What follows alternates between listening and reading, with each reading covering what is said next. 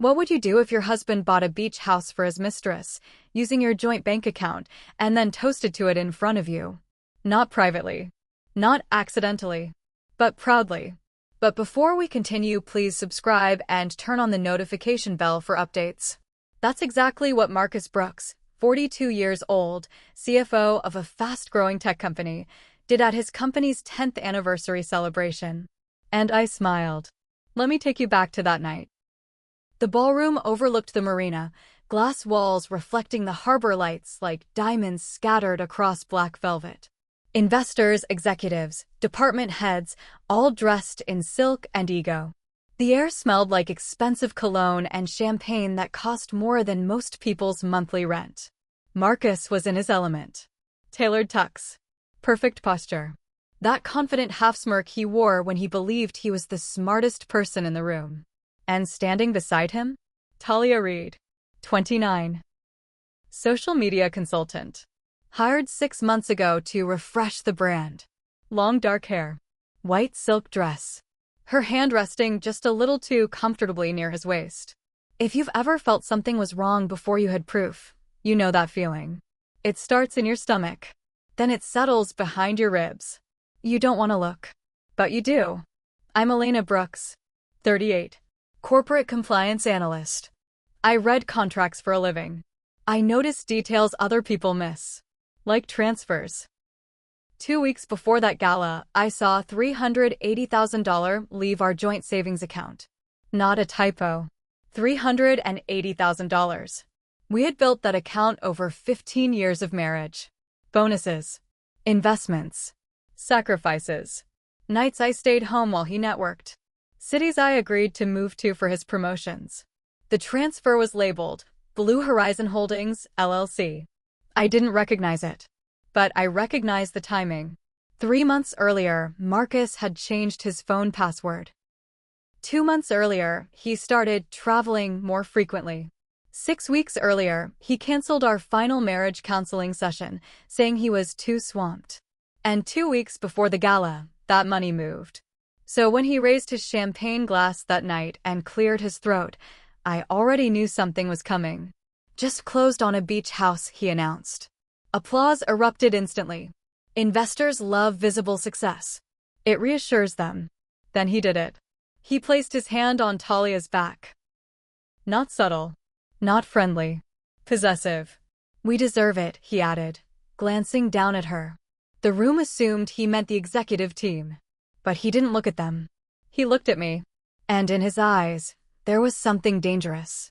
A challenge. Have you ever seen someone silently dare you to react? He expected anger. Tears. Maybe even a dramatic exit. Instead, I tilted my head slightly and said, calmly, "That's beautiful." The smile on his face widened. He thought he'd won. But here's what no one in that ballroom knew. I had already spoken to an attorney. I had already downloaded 6 months of bank statements. And that morning, before I zipped up my dress, before I applied my lipstick, I froze the remaining funds in our joint account. Marcus didn't notice. Men like Marcus don't monitor details when they think they're in control. You might be wondering, why didn't I confront him earlier? Why not explode the moment you saw the transfer? Because confrontation without leverage is just noise. And I don't make noise. I build cases. The applause faded. The band started playing again. People lined up to congratulate him. Talia beamed like she'd just been crowned something. I watched. Not her. Him. Confidence makes people careless. He leaned into investors, laughing loudly. He ordered another round. He kissed Talia's cheek when he thought no one important was looking. Except I was looking. And I wasn't alone anymore. Earlier that afternoon, I had sent one email. Subject line, urgent, marital asset dissipation. Recipient, Claire Hammond, 50 years old. Divorce attorney. Known for dismantling financial misconduct with surgical precision. The moment Marcus toasted that house, the clock started ticking. You see, in our state, using joint marital funds for an extramarital relationship isn't just immoral. It's expensive. But Marcus didn't know that yet. Later that night, after the applause died and the guests left and the valet brought our car around, he was still smiling. still glowing, still convinced I was oblivious. We got home just after midnight. He loosened his bow tie in the hallway mirror. "That went well," he said. I closed the door quietly behind us. "Yes," I replied. "It did." He turned toward me. And that's when he noticed something. I wasn't upset. I wasn't crying. I wasn't yelling. I was calm. And for the first time that evening, he stopped smiling. Affairs don't start in bedrooms. They start in patterns. In tiny inconsistencies. In numbers that don't quite add up. 6 months before the gala, I was sitting at our kitchen island on a Sunday morning, coffee cooling beside my laptop, reviewing our monthly statements. Not because I didn't trust Marcus. At least, that's what I told myself. But because I handle risk for a living. And risk doesn't announce itself. It whispers. That's when I saw the first anomaly. A $12,400 payment to read social strategies. It was coded as marketing consulting. That wasn't strange on its own. Marcus had authority to approve vendor contracts. But something tugged at me. The payment didn't route through his company's expense account. It came from our personal joint account. I scrolled further. 2 weeks later, another transfer. $9,800. Then travel reimbursements. Boutique hotels. 2 airline tickets booked under separate reservations but on identical routes. Have you ever felt your intuition trying to tap you on the shoulder, and you pretend not to notice? I almost closed the laptop. Almost. Instead, I clicked the vendor registration database for our state. Reed Social Strategies belonged to Talia Reed. Registered 3 months prior. Sole owner. No employees. I sat back slowly. That was the moment suspicion stopped being emotional and started becoming procedural. I didn't confront Marcus that night. I asked casually over dinner, "How's the new marketing consultant working out?" He didn't look up from his phone. "She's sharp." "Young, but sharp." "Expensive?" I asked lightly. He smirked.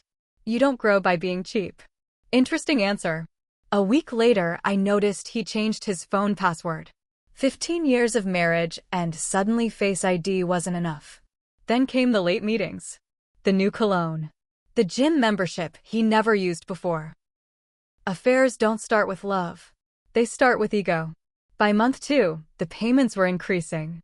And then I saw it. Blue Horizon Holdings, LLC. $380,000. Transferred in one clean sweep. Not staggered. Not disguised. Just bold. The account balance dropped from $420,000 to $40,000 overnight. I remember staring at the screen, waiting for my heartbeat to spike. It didn't. Instead, something colder settled in. Clarity. I checked the LLC registry. Registered 90 days earlier. Managing member, Marcus Brooks. Mailing address, a P.O. box I didn't recognize. That wasn't sloppiness. That was intention. But here's the part that fascinated me. He didn't attempt to hide it well. Why? Because he assumed I wouldn't challenge it. There's a strange arrogance that creeps into people when they think their partner is emotionally dependent. Marcus believed I wouldn't risk our lifestyle. He believed I would choose comfort over conflict. Have you ever been underestimated like that? It's insulting, but it's also powerful. Instead of confronting him, I started documenting. Every transfer. Every vendor invoice. Every suspicious charge. I downloaded 6 months of statements and saved them to an encrypted drive labeled insurance. Then I made an appointment with a forensic accountant. Not a divorce attorney yet. Just information gathering. The accountant confirmed what I already suspected. Transferring marital funds into a privately controlled LLC for non-marital purposes could qualify as asset dissipation. Legal term. Ugly consequences. 2 weeks later, I met Claire Hammond. 50 years old. Steel gray bob. No nonsense tone. She listened without interrupting as I laid out the timeline. When I finished, she asked one question. Do you want to confront him or outmaneuver him? That question changed everything. Claire explained the law clearly. If Marcus used marital funds to finance an extramarital property, the court could compensate me with a disproportionate asset division. But timing mattered. Evidence mattered more.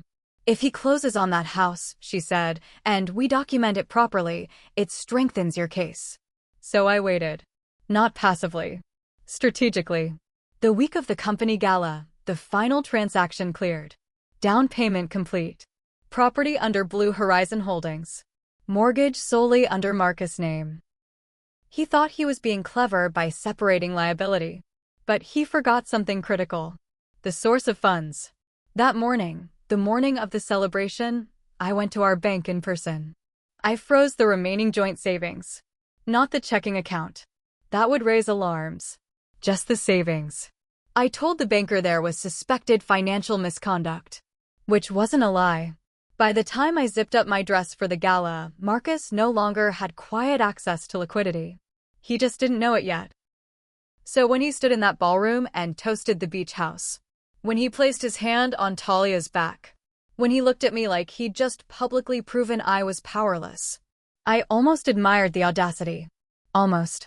Because the truth was, that beach house wasn't fully his. Not legally. Not yet.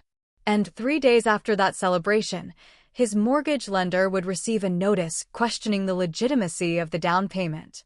But he didn't know that either. He was still smiling. Still arrogant. Still convinced he'd orchestrated the perfect betrayal. And that's the thing about arrogance. It gets loud right before it collapses. But what happened when the lender called him at work? That's when the real unraveling began. And no one, especially Marcus, was prepared for that. You want to know something about arrogance? It gets louder right before it collapses. 3 days after the gala, Marcus was still floating. He left early for work, humming. As if he'd just won an award instead of detonated his own marriage. He kissed the air near my cheek, not even me, and said, "Big week ahead." Oh, it was. At 10:17 a.m., his mortgage lender flagged the transaction. At 10:42 a.m., Blue Horizon Holdings received a formal inquiry requesting documentation verifying the source of the $380,000 down payment. At 11:03 a.m., Marcus called me for the first time that day. "Did you move money around?" he asked casually. "No," I said. Because I hadn't.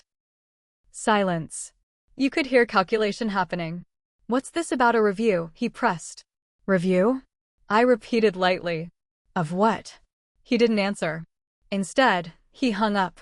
You see, when Claire filed the notice regarding potential dissipation of marital assets, it triggered compliance protocols with the lender. Financial institutions don't like legal gray areas, especially not when executives are involved. Marcus thought he had separated liability by putting the mortgage solely under his name. But the down payment trail still led back to our joint account. And that's where the problem lived. Meanwhile, Talia was busy posting filtered sunsets from Clearwater Beach. Ocean views. Champagne glasses. A caption that read, "New beginnings." Interesting phrase. Because behind the scenes, nothing about this beginning was stable. That Friday, Marcus insisted we talk. He didn't yell. He didn't accuse. He interrogated. "Did you contact someone?" he asked, jaw tight. "I contacted a lawyer," I said evenly. There it was. The first crack. He blinked. "You're overreacting." Am I? Let's pause there. Have you ever noticed how quickly someone calls you dramatic when their behavior gets exposed? He paced our living room. "It's an investment property. Smart tax strategy. You wouldn't understand the structure." I almost laughed. "I handle regulatory audits for multinational clients." "But sure, I wouldn't understand." "What's Blue Horizon for?" I asked calmly. He hesitated half a second too long. "That's irrelevant." "No, Marcus. That's everything." That weekend, I drove to Clearwater Beach alone. Not to cry. Not to confront Talia. To document. The property was exactly what he described at the gala. 3 bedrooms. Floor-to-ceiling windows. White quartz countertops. Purchased for $1.2 million with a $380,000 down payment. I walked through it quietly with the realtor, who assumed I was Marcus' wife. Which, legally, I still was. Every room told a story he hadn't finished writing yet. Fresh paint. Unused appliances. Empty closets. It wasn't a love nest. It was a liability waiting for clarity. Standing in the master bedroom, I imagined something different. Not him and Talia, but the court exhibit. Printed statements. Transfer timestamps. LLC registration dates. You see, the house wasn't the betrayal. The entitlement was. Marcus believed he could extract marital funds, purchase property for his affair partner, humiliate me publicly, and still control the narrative. He underestimated one thing: documentation. By Monday, the company CEO, Daniel Cho, 45, requested a meeting with Marcus. Not about the affair. About fiduciary risk. When lenders question executive financial conduct, investors get nervous. When investors get nervous, boards get involved. Suddenly, this wasn't just a marriage problem. It was a governance issue. And Marcus' identity? It was built on professional credibility. That's what scared him. Not losing me. Losing status. That evening, he came home different. No humming. No smugness. Why would you involve my job? He demanded. I set down my glass of water slowly. I didn't, I replied. Your paperwork did. Silence again. Then his phone buzzed. Talia. He answered immediately. What do you mean they're calling you? He snapped. Pause. No, don't post anything. Just don't say anything. Now she was nervous. Here's the contradiction no one talks about in affairs. They feel thrilling in secrecy, but they collapse under scrutiny. Talia didn't sign up for compliance investigations. She signed up for beachfront selfies. By Wednesday, she had deleted every photo from Clearwater. By Thursday, Blue Horizon Holdings was under formal review pending clarification of capital sources. By Friday, Marcus received notice that the mortgage approval could be rescinded if legal disputes over the down payment persisted. That's when fear replaced arrogance. He cornered me in the kitchen that night. What do you want? He asked. Not, how do we fix this? Not, are you hurt? What do you want? Power language. I met his gaze. I want balance, I said quietly. He didn't understand what that meant. Not yet. Because balance isn't revenge. It's consequence. And consequences were just beginning. That night, he drove to the beach house. He didn't tell me, but I knew. Location sharing had never been turned off. When he arrived, Talia was already there. Packing. And what she said to him in that empty white kitchen would change the dynamic completely. Because suddenly, he wasn't the one in control anymore. Men like Marcus don't fear losing love. They fear losing leverage. When he drove to the beach house that night, he thought he was going to calm Talia down. Reassure her. Spin the story. That's what he did best, narrative management. But when he unlocked the front door, the house didn't feel like a victory anymore. It echoed. Boxes lined the hallway. The white quartz counters were covered in folded clothes. Talia stood in the center of the living room, arms crossed, phone in hand, eyes sharp instead of soft. This is messy, she said before he could speak. Messy. Not heartbreaking. Not devastating. Messy. Marcus tried to explain. It's just a review. Legal noise. She's trying to scare me. She raised an eyebrow. Your wife contacted your lender and your company. Correction, I thought later. I contacted my lawyer. The rest unfolded legally. But that detail didn't matter to Talia. What mattered was risk. I didn't sign up to be part of a corporate scandal, she continued. My clients are asking questions. Reputation. There it was. Affairs survive on fantasy. They die in reality. Marcus stepped closer. You knew I was married. Yes, she replied evenly. But I didn't know you were sloppy. That word hit him harder than any accusation. Sloppy. Because Marcus prided himself on precision. She wasn't crying. She wasn't pleading. She was calculating. And in that moment, he realized something terrifying. She wasn't loyal. She was opportunistic. By the time he drove home that night, the beach house lights were off.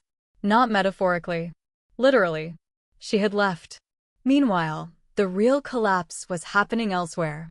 Daniel Cho, the CEO, called Marcus into a closed-door meeting the next morning. Not accusatory. Controlled.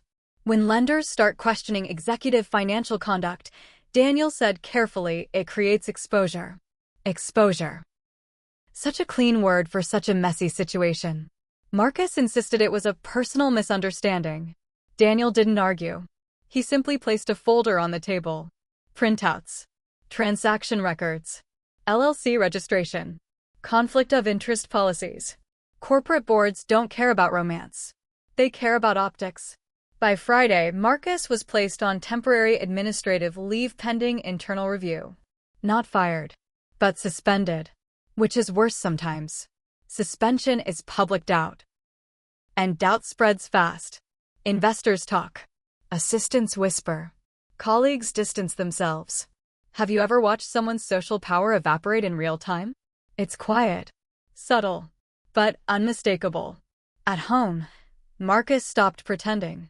The charm vanished. The arrogance thinned. He didn't ask how I felt. He asked what I intended to do. "Are you filing?" he demanded one night. "Yes," I said. Claire had already prepared the paperwork. Financial misconduct. Dissipation of marital assets. Request for disproportionate division. He ran his hand through his hair. "We can settle this privately." Translation: keep it quiet. "I tried private," I said. "You toasted it publicly." That landed. For the first time since the gala, he didn't have a response. The contradiction was finally clear. He thought public humiliation would intimidate me. Instead, it documented his intent. Over the next 2 weeks, everything shifted. Talia removed Marcus from her social media entirely. No more sunsets. No more champagne. No more new beginnings. Blue Horizon Holdings froze under lender scrutiny. The mortgage approval stalled indefinitely. The beach house listing quietly reappeared as contingent. And Marcus? He stopped sleeping. He paced at night. Checked his phone constantly. Drafted emails he never sent. One evening, standing in the kitchen, the same place where I first noticed the small marketing payments, he asked me something different. "What do you actually want from me?" There it was again. Control framing. I leaned against the counter. "I want accountability," I said. He swallowed. Because accountability isn't negotiable. It's measurable. And the numbers were against him. Claire had completed a full asset trace. Every dollar mapped. Every timestamp aligned. When she showed me the report, she didn't smile. She didn't need to. "Judges don't like entitlement," she said simply. Meanwhile, Marcus tried one last maneuver. He visited his mother, Veronica Brooks, 65, hoping for backup. Instead, she called me. "Elena," she said carefully, "is it true he used joint funds?" "Yes." A long pause. "That's not how I raised him." No defense. No accusation toward me. Just disappointment. And that, more than the lender, more than the board review, broke something in him. Because status can be rebuilt. But maternal disappointment? That lingers. By the end of the month, Marcus' administrative leave became a resignation by mutual agreement. Clean phrasing. Dirty reality. The beach house deal officially collapsed. Deposit entangled in legal proceedings. Talia moved on quietly. And Marcus came home one night, sat across from me at the dining table, and asked the question he should have asked months ago. "Is there any way back?" I looked at him. Really looked. And realized something. He wasn't asking about us. He was asking about his life. His image. His control. And that's when I understood something deeply unsettling. The celebration hadn't ended at the gala. It ended in our dining room. Because now, he was the one waiting for my decision. And what I chose next would determine everything. But what I did in court weeks later, no one, not Marcus, not Talia, not even the board, saw that coming. Remember that champagne glass? The applause. The marina lights reflecting off crystal. Marcus standing tall, hand on Talia's back, saying, "We deserve it." Let's finish that scene properly. Because here's what no one in that ballroom understood. That toast wasn't a victory. It was evidence. 6 weeks after the gala, we stood in a courtroom instead of a ballroom. No music. No champagne. Just fluorescent lighting and documented facts. Claire Hammond did not perform theatrics. She presented timelines. Exhibit A, joint account statement showing $380,000 transfer. Exhibit B. Blue Horizon Holdings registration filed 90 days prior.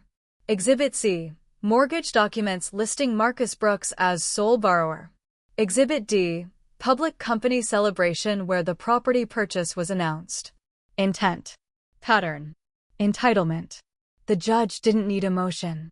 The numbers told the story. Marcus' attorney argued it was an investment decision. Claire countered calmly, then why was the investment celebrated in the presence of the consultant he was romantically involved with? Silence filled the room. Affairs are messy. Financial misconduct is measurable. That's the difference. When the ruling came down, it wasn't explosive. It was precise. The court determined dissipation of marital assets. The $380,000 was credited against Marcus' share of the marital estate. Asset division adjusted 60-40 in my favor. The beach house? Forced sale under legal review due to funding dispute. Marcus didn't look at me when the decision was read. Not anger. Not hatred. Something else. Realization. You see, he thought the worst thing that could happen was divorce. It wasn't. The worst thing was exposure. Within a month, his administrative leave became permanent. Official statement. Stepping down to focus on personal matters. Corporate language is fascinating. It smooths sharp truths. Investors moved on quickly. Companies always do. Talia? She rebranded. New clients. New city. No public mention of Marcus ever again. Because scandals are only romantic until they threaten income. And me? I signed a lease on a waterfront condo 3 miles from where that gala happened. Smaller than the house we shared. Quieter. Paid entirely with funds from the settlement adjustment. Mine, not ours. The first night I slept there, the silence didn't feel empty. It felt clean. Have you ever experienced that kind of quiet? The kind that isn't loneliness. It's clarity. Marcus sent one final message weeks later. I never thought you'd go this far. That sentence tells you everything about him. He didn't say, I never thought I'd hurt you this much. He said he didn't expect consequences. That's the core of entitlement. Underestimation. He believed calm meant weak. He believed patience meant passive. He believed public humiliation would intimidate me into compliance. Instead, it documented his intent. Let's circle back to the first question I asked you. What would you do? Would you scream in the ballroom? Throw a drink? Expose everything that night? Or would you wait? Would you gather facts? Would you let the person who underestimated you build their own paper trail? Because here's the uncomfortable truth. Revenge is loud. Strategy is quiet. And quiet terrifies people when it finally speaks. I didn't destroy Marcus. He dismantled himself. I just refused to interrupt him. That's the lesson. If someone thinks you're blind because you're calm, let them think that. If they think you're weak because you're silent, let them toast. Let them celebrate. Let them believe they've won. Because the most dangerous person in the room isn't the loudest. It's the one observing, and documenting, and timing.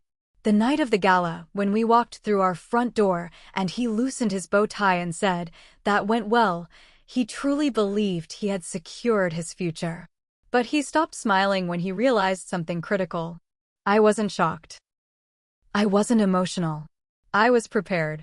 And preparation changes power. If you've ever been underestimated, if you've ever been publicly humiliated, if someone mistook your composure for weakness, remember this story. Not for drama. For discipline. Consequences don't require shouting. They require documentation. And timing. So if you take one thing from this, let it be this. Never interrupt someone while they're making the mistake that will expose them. If this story resonated with you, comment silent doesn't mean blind. Subscribe if you believe in strategy over spectacle. And the next time someone raises a glass thinking they've defeated you, smile. Let them finish. Because what comes after the toast? That's where power really shifts.